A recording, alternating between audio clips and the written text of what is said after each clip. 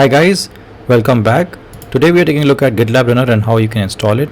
So GitLab Runner is very central to the whole GitLab CI/CD operation, right? So here you can see in the diagram that I have GitLab here, and then I have your server, and then there's GitLab Runner running on your server, and then whenever you commit any code to GitLab, it will basically start pushing that code to our server.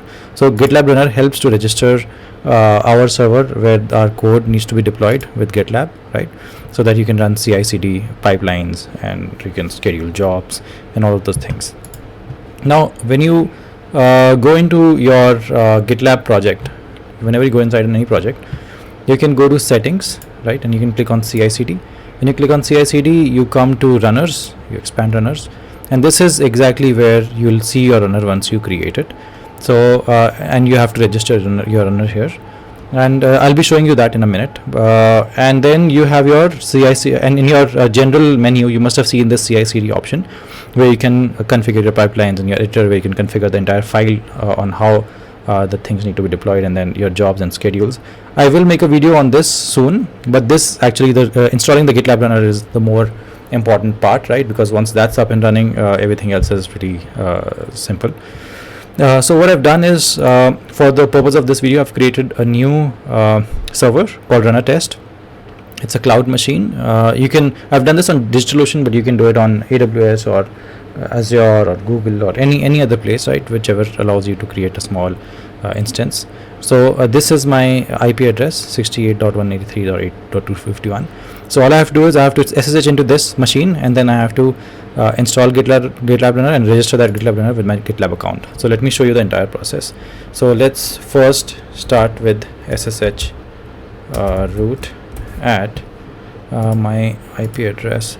Oh, sorry, I think you're not able to see that screen. So let me shift to that screen. Yeah, I think now you can see my terminal, right?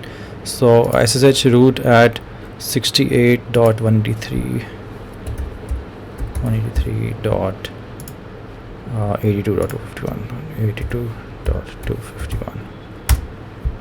It's going to ask me for the password. And now I'm inside the machine. The easy way to know how you're inside the machine is that first it was showing Akhil at laptop, now it's showing root at runner test, right? This is where you want to be. Now, I'll start with copying the file, the binary GitLab Runner file from the internet, right? So you have to do sudo curl and -l -- output, and the location to the user /local /bin /GitLab Runner, right? And you have to then paste the exact location on the internet of the file. So I'll be leaving this link in the description box in the video. You don't have to worry about it. Starting from HTTPS, right? This is on the GitLab website. We have the binary file. So let's try and install it. Let's see what happens. It's going to take a while. Yeah, so I think it's done, right? So now it's given the control back to us. Now we'll give it permissions to execute. So sudo chmod +x /local /bin GitLab Runner, right? So it's done. So you have to type the exact same commands. Now we create a GitLab CI user, sudo user add -- comment GitLab Runner -- create home GitLab Runner -- shell /bin /bash. Right, so we've added a new user. Now you install and run the service. Sudo GitLab Runner install -- user is equal to GitLab Runner, which is basically the user that we created, -- working directory. We have to give it a working directory as well, is equal to /home /GitLab Runner. So what I'll do is I'll leave all of these commands in the description box. So all you have to do is copy and paste. You don't have to type it like I'm typing, right? And I've pressed enter. Now we'll run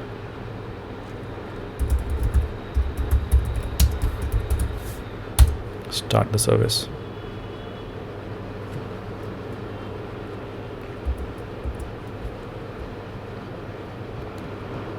Okay, now let's register it. Sudo GitLab Runner register. So as you can see, it's asking me to enter the GitLab instance URL.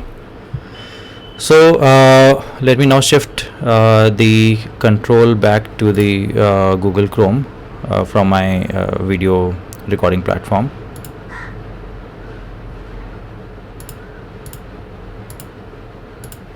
I'm not sure if you can see it.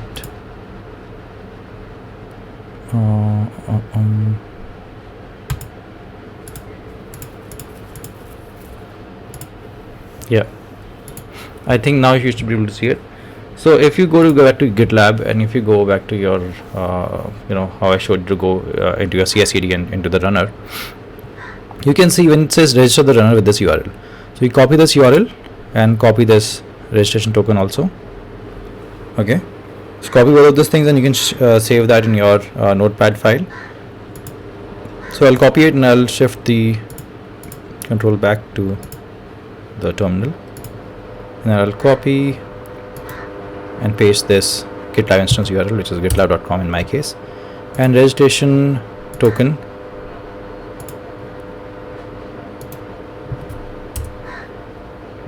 Enter description. So we'll say runner test can be a description. Enter tags. So I'm just entering a tag for my own pipeline, and since my executor is Docker, so I'm going to keep Docker. I'll say node 15 is my default Docker image. Right. So as you can see, we have created our GitLab runner and we have registered it. Now the last two steps where I said Docker and node 15 will be different for you, right? So it depends on what kind of pipeline you have and what kind of project you're working on. So let me now go back to the GitLab screen. Let me give control back to my Google Chrome. If it's taking a while. Yeah. So now you'll be able to see, if I refresh, hopefully we'll be able to see the runner here. As you can see, this is the new GitLab runner called runner test, right? And this is a name that's provided by GitLab to this runner. This is the name that I gave it to it, and this is the tag, Docker tag, that I added to it. I can pause, I can remove my runner, and I can now start creating pipelines, right, which I can show it to you in a different video. So I hope this was clear on how to install a GitLab runner on your machine and how to register it. If you like this video, then do subscribe, and thanks a lot for watching.